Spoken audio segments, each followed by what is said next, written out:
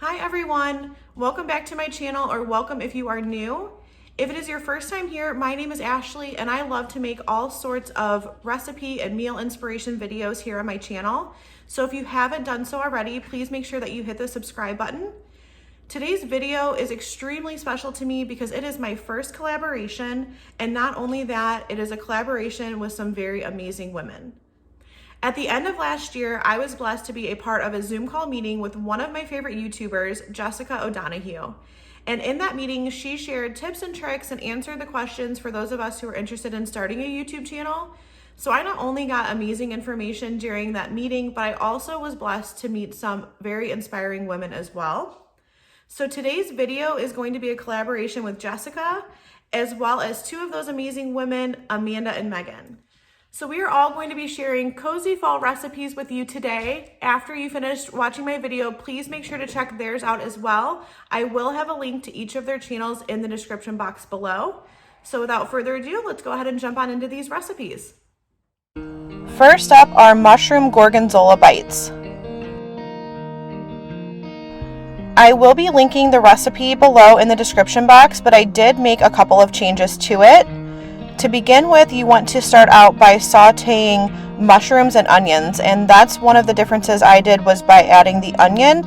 The original recipe does not call for it, but I love caramelized onions with mushroom and gorgonzola cheese, so I did go ahead and add it. For the mushrooms, I used the baby portobello and then cut them into like bite-sized pieces and then diced up the onion, and you just want to saute that down.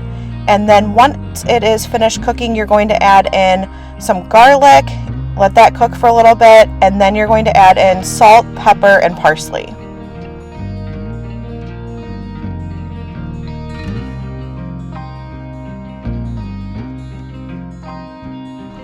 The final ingredient is gorgonzola cheese. This is where I did make another change. The recipe called for 3 tablespoons, so I went ahead and added that, let it start to melt down, and I decided that 3 tablespoons was not enough because I love gorgonzola, and so I did add a couple more to it.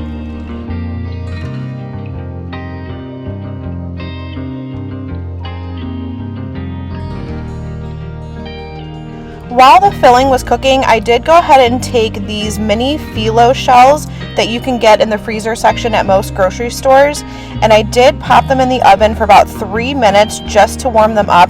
They do come pre-cooked, and then once they came out of the oven, I went ahead and added the filling, and then they're going to go back into the oven for about 5 minutes or until done to your liking. The last step is just to top it with some additional parsley, and then you are good to go. I cannot stress how amazing these were. These are definitely going to be a staple for all of my family get-togethers. They are so easy to make and so delicious. The next recipe is for creamy sausage tortellini soup. Again, I will be linking the recipe for this soup in the description box below, but you're just going to start out by browning 1 pound of Italian sausage. You can use whichever kind you like, whether it be mild or hot. I use mild because that's what I prefer, but you can do whatever you want here. And then you just want to break that apart. I did use my mix and chop because I love how quickly it helps me to break it apart. And then once it's browned, you're going to remove the sausage from the pan, and then we're going to add in our veggies. So at this point, you're going to add in carrots and onions. I just went ahead and cut them into bite-sized pieces. And then this is like the longest process of the soup. You really want to let those cook down. And I just cook it until the carrots are fork tender, which you will see me test right here. Once they're fork tender, then you are good to go on to the next step. Next, you're going to add in some garlic. My dad's side of the family is Greek, so for us, there's never too much. I always say measure garlic with your heart. Again, the recipe is down below, but that part is personal preference. Once the garlic cooks for a couple of minutes, then you're going to add flour into the pan, and you just want to stir that around into the veggies and let it cook for a couple of minutes and to get the raw flour taste out. Once that cooks, then you're going to add in your chicken broth.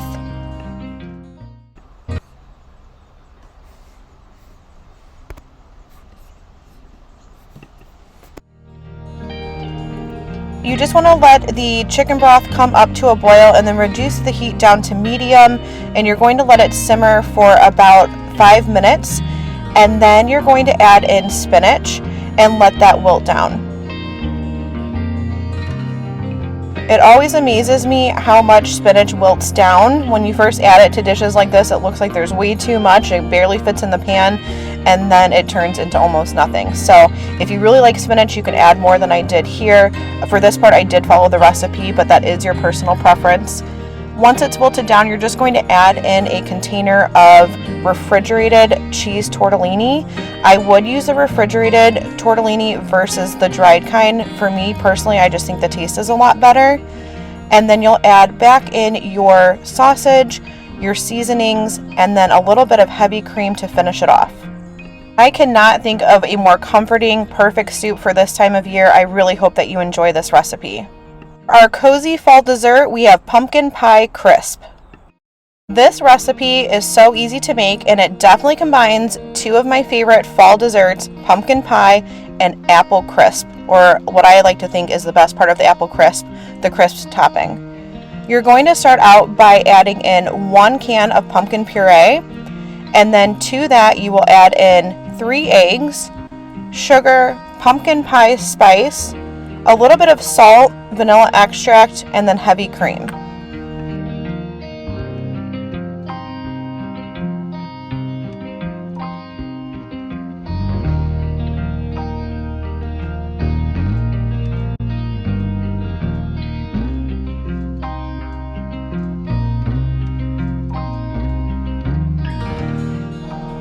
Once your mixture is combined, you just want to transfer that to the dish you want to bake it in. I just use my 8x8 inch casserole dish.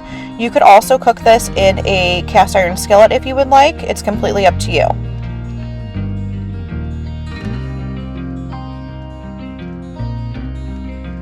For the streusel topping, you just want to combine together sugar, flour, cinnamon, and salt. And then once that's whisked together, you're going to add in melted butter. I used salted butter. I did not have unsalted on hand, so I did omit the salt. So just keep that in mind. If you're going to use unsalted butter, you do want to add the salt that's in the recipe.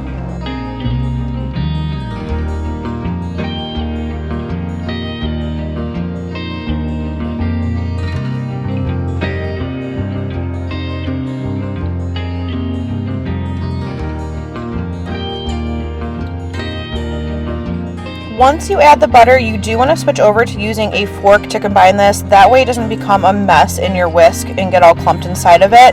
You could also use a hand mixer, but I didn't see the need to pull that out and make the mess. So I just used a fork. It does come together really easily once you've stirred it. If you just kind of press down using the back of your fork, you'll get those good crumbly bits that you're looking for.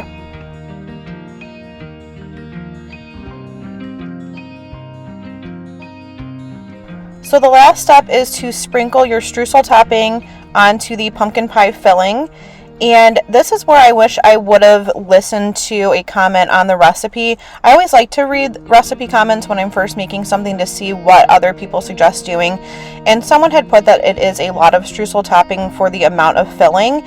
So I just started by sprinkling it on, and I used probably about half of the mixture. So when I make this again, I'm just going to half what they said, because otherwise I definitely do think it's going to be too much for the amount of filling. Even though the streusel topping is my favorite part, it still would be too much for me personally making the full recipe. This is going to bake in a 375-degree oven for about 30 to 40 minutes. And then once it cools for about 10 minutes, I just went ahead, served it in a bowl, and topped it with vanilla ice cream. I really hope that you enjoyed these cozy fall recipes. And if you're new, please don't forget to hit the subscribe button before you go. And also don't forget to check out Jessica, Amanda, and Meaghan's videos. Again, they will be linked in the description box below.